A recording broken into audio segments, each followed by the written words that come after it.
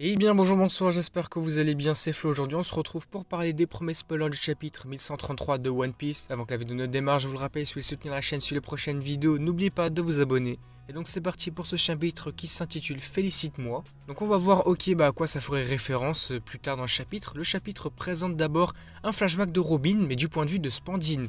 Ok, d'accord, ça peut être intéressant de revoir un flashback, mais cette fois-ci d'une manière différente. Ouais, ça peut être intéressant de voir comment c'est présenté, comment c'est amené. Le flashback de Robin va mélanger des éléments anciens et de nouveaux, et également il va révéler que Robin a un jour envisagé de mettre fin à sa vie, mais qu'elle ne l'a heureusement pas réalisé. Attends, mais là c'est un truc de fou, c'est quoi cette révélation? Attends, je suis un petit peu choqué quand même d'apprendre ça. C'est que pour le personnage, vu ce qu'elle a vécu, etc., c'est vrai que ça pourrait être quelque chose d'envisageable, mais quand même ça part très très loin. Non, je suis assez choqué quand même d'apprendre ça, alors heureusement que rien n'est montré, etc. C'est pas un acte qui a été montré comme ça a été envisagé, mais c'est vrai que pour le coup c'est un peu surprenant, ça peut choquer un petit peu. On continue ensuite avec les chapeaux de paille qui se rendent à l'endroit où se trouve Zoro à l'aide d'un vaisseau de brume alimenté par les nuages.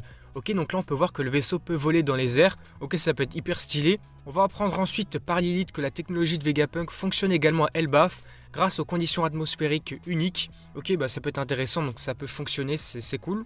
Les Mugiwara ensuite vont arriver enfin à l'endroit où se trouve Zoro. Nous allons donc voir Zoro qui est le professeur d'histoire d'Elbaf. Ok, bah incroyable. Et là ensuite je pense que ça peut être un moment assez humoristique, je pense que ça peut être intéressant de voir ça. Zoro va faire semblant d'être inconscient pour surprendre Robin, mais elle va remarquer immédiatement ce qu'il est en train de faire. Alors est-ce que c'était ça qu'on avait vu il y a de cela quelques chapitres où des personnages criaient « Mais Zoro, qu'est-ce qui t'arrive ?» Donc là je pense que c'était justement une simulation, il faisait semblant pour peut-être surprendre Robin.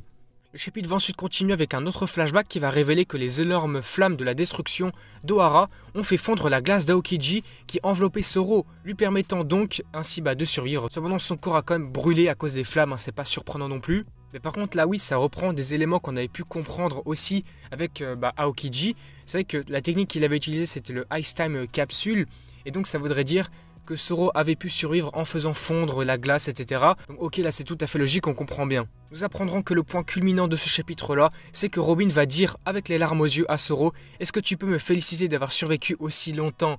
Ouais, c'est vrai que c'est incroyable parce que lui avait dit avant de partir en se sacrifiant en quelque sorte aussi pour la laisser s'enfuir, de vivre, c'était son souhait de vivre tout simplement, de rester en vie. Et là c'est vrai que cette phrase là, de les revoir discuter, cette interaction, c'est magnifique aussi. Et puis donc le chapitre se terminera là-dessus sur quelques informations. La plupart des chapeaux de paille sont montrés en train de pleurer, les expressions de Jinbei et de Zoro ne sont pas visibles. Luffy va regarder Robin et Zoro avec un grand sourire. Là vraiment ça peut être une page hyper intéressante, peut-être une double page aussi, peut-être sûrement. Du coup voilà, globalement on aura vu ces spoils du chapitre 1133 de One Piece. Évidemment, il faudra avoir le chapitre complet pour comprendre davantage tout ce qui s'est passé.